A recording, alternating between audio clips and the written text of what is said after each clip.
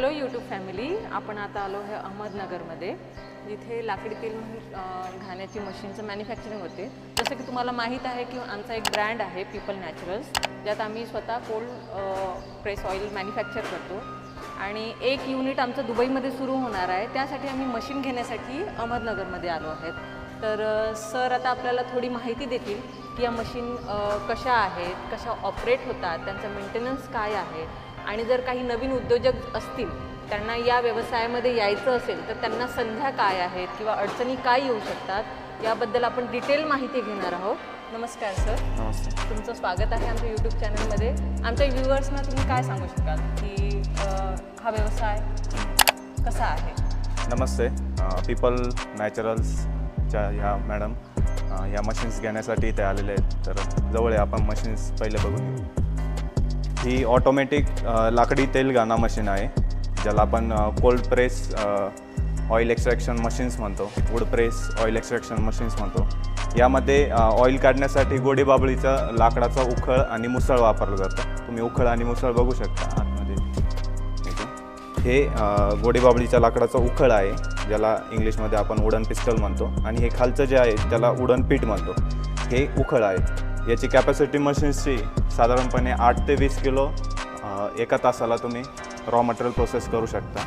यामध्ये शेंगदाणा, करडई, तीळ, मोहरी, जवस, खोबरे, बदाम या प्रकारचे, सोयाबीन सोडून ऑलमोस्ट सगळे तेल तुम्ही यामध्ये काढू शकता. नॅचरली महाराष्ट्रामध्ये सगळ्यात जास्त जे चालतात ते शेंगदाणा, करडई आणि खोबरे, तसेच तीळ, हे 3 ते 4 तेल जास्त प्रमाणात चालतात. मशीन्समध्ये साधारणपणे 3 HP जे हे मशीन आहे, हे मॉडेल सगळ्यात जास्त चालतं. 3 HPला 15 ते 20 kilo raw material processing capacity येते.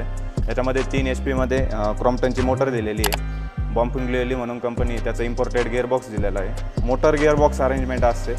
यामध्ये जसे पूर्वीचे बैलगाणे होते, त्याच्याऐवजी आता इलेक्ट्रिक मोटर आणि गिअरबॉक्सचं मेकॅनिझम आलेलं आहे. यामध्ये मशीन्सचं पूर्ण वजन 450 ते 500 किलोपर्यंत आलेलं आहे. आणि 450 ते 500 किलो वजन असल्यामुळं मशीन्सला व्हायब्रेशन्स खूप कमी आहे. याच्यामध्ये तुम्ही विदाऊट फाउंडेशन करून देखील मशीन्स तुमचं इन्स्टॉल करू शकता, नेऊन ठेवू शकता. जिथे शॉप असेल तिथे ही मशीन इझिली तुम्हाला इन्स्टॉल करता येते. यामध्ये मशीनला कोणताही नॉईज नाही आहे, काही आवाज करत नाही, व्हायब्रेशन करत नाही. मशीन्समध्ये हे जे पार्ट्स तुम्ही बघताय स्टीलचे, हे stainless steel food grade SS304 यामध्ये बनवलेलं हे मशीन्स. यामुळे जे काही फूडचे नियम आहेत, फसाईचे जे नियम असतात, तर ते आपण यामध्ये फॉलो केलेले आहेत. मशीन्समध्ये साधारणपणे एका तासाला एक बॅच निघते. यामध्ये 40 ते 45 मिनटामध्ये ॲव्हरेजमध्ये एक घाणा निघतो आणि उरलेली जे 15 ते 20 मिनटं आहे ही वेळ साधारणपणे जे सीड केक म्हणतो आपण त्याला ऑइलचा, तर पेंड तर किंवा पेंड म्हणू हो, ती पेंड काढण्यासाठी तुम्हाला साधारणपणे एक 10 ते 15 मिनटं लागतात. तर एक तासामध्ये ऑन अन ॲव्हरेज एक बॅच होते. जर 8 तास जर कॅल्क्युलेशन केलं तर त्यामध्ये साधारणपणे 1 क्विंटल रॉ मटेरियल तुम्ही प्रोसेस करू शकता. यामध्ये याला स्टार्टरला ऑन ऑफची सुविधा दिलेली आहे. मशीन स्टार्ट करण्यासाठी अशा प्रकारे तुम्ही ऑन चालू आणि बंद दोन्ही पण करू शकता. यामध्ये 3 फेज जर असेल तर तुम्हाला रिव्हर्स फॉरवर्ड असे 2 ऑप्शन्स देखील भेटले जातात. हे जे आहे हे ऑटोमॅटिक मटेरियल फीडर आहे. यामध्ये जे काही मटेरियल आतमध्ये प्रोसेस होत राहतं, तर या मटेरियल फीडरमुळं मटेरियल मॅन्युअली आतमध्ये टाकण्याची गरज नाही आहे. ते आपोआप उकळ आणि स्क्रेपर सारखं म्हणू शकतो आपण, की असं हाताने करण्याची गरज नाही आणि ती ऑलरेडी असं पीठमध्ये जातं. हो बरोबर. तर याला ऑटोमॅटिक व्हर्जन म्हणण्याचं कारण एक आहे की खाली जे सेंटरला तुम्ही होल बघू शकता, याच्यामधून तेल बाहेर निघतं. यामध्ये कोणत्याही प्रकारचा ड्रिल यूज करून पाईपमध्ये काढण्याची गरज, ज्या जुन्या मशीन्स होत्या ओपन करावं लागायचं, तर ते नाही करावं ते नाही करावं लागणार. यामध्ये तुम्हाला कंटिन्युअस ऑइलचं एक्स्ट्रॅक्शन तुम्हाला मिळत राहील. याच्यामध्ये मशीन्सला आता जनरली 2 युनिटचं इलेक्ट्रिसिटी कन्झम्पशन असतं 1 तासाला.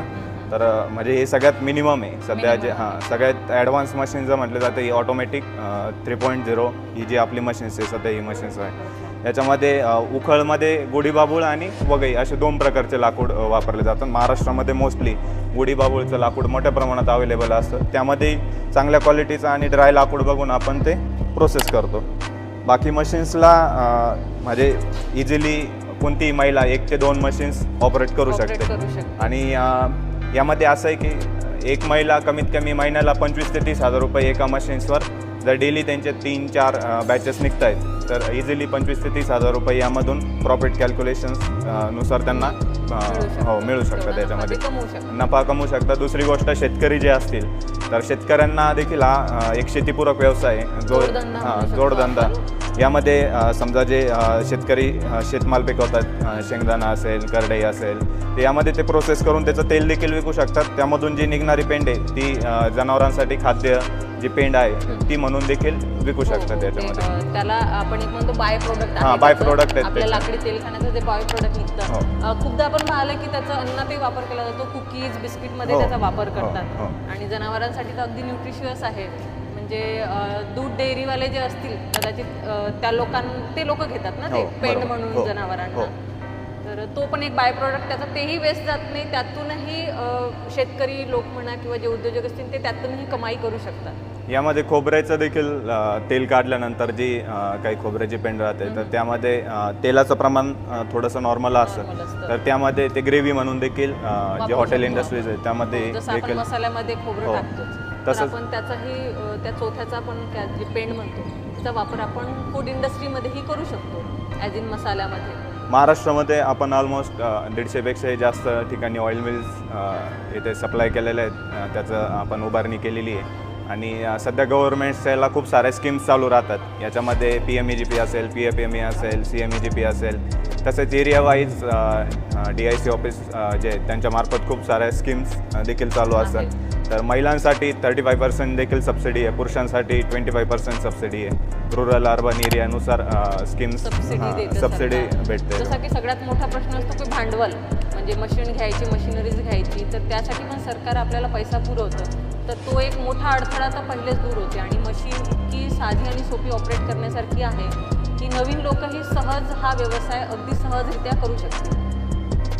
यामध्ये मशीन्सला ऑपरेट करण्यासाठी फक्त जे रॉ मटेरियल असेल ते तुम्हाला थोडंसं ड्राय आणि त्यामध्ये तुम्हाला सॉर्ट करून घ्यावं लागतं थोडं. आणि ते ड्राय मटेरियल तुम्ही डायरेक्टली टाकून यामध्ये ऑइल जे निघतं ते ऑइल आणि पेंड जे आहे ती वरती तुम्ही काढून अशा प्रकारे म्हणजे मिनिमम इन्व्हेस्टमेंटमध्ये देखील हा बिझनेस चालू करू शकता. जसे ऑर्डर्स येतात त्यानुसार रॉ मटेरियल तुम्ही आणून हा बिझनेस करू शकताय. म्हणजे बिझनेस चालू करण्यासाठी यामध्ये मोठी अशी काही इन्व्हेस्टमेंट नाही आहे की खूप काही इन्व्हेस्टमेंट करायची. बेसिकली तुम्हाला लाकडी तेल घाणा म्हटल्यावर एक मशीन्स पाहिजे नाही. मशीन्स आणि रॉ मटेरियल या 2 गोष्टी आणि ज्या बॉटल्स वगैरे आहे याचं तुम्ही मॅन्युअली देखील पॅकिंग इनिशियली चालू करू शकता.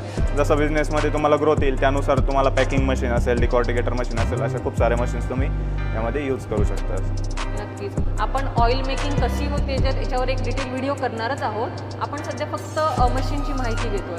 तर सर म्हणजे तुम्ही मशीन कुठे कुठे ट्रान्सपोर्ट करू शकता? ऑल इंडियामध्ये? ऑल ओव्हर इंडियामध्ये आपल्याकडे मशीन ट्रान्सपोर्ट होऊ शकतो. लॉजिस्टिक तुमच्याकडे ऑब्विसली जो खर्च असेल ते दोन कस्टमर डिस्कस करून करू शकता. पण पॅन इंडिया त्यांचं शिपिंग आहे. सो कोणालाही गरज असेल म्हणजे कोणालाही भविष्यात इच्छा आहे, इच्छुक आहे की स्वतःचा बिझनेस स्टार्ट करायचा, तर आपण स्क्रीनमध्ये सरांची लिंक देऊयाच नंबरची.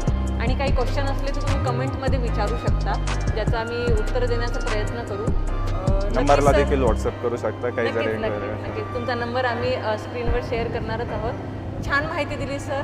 आणि होपफुल खूप लोक यातून प्रेरित होऊन खूप लोक तुम्हाला कॉन्टॅक्ट करतील अशी आशा करते मी. Thank you sir.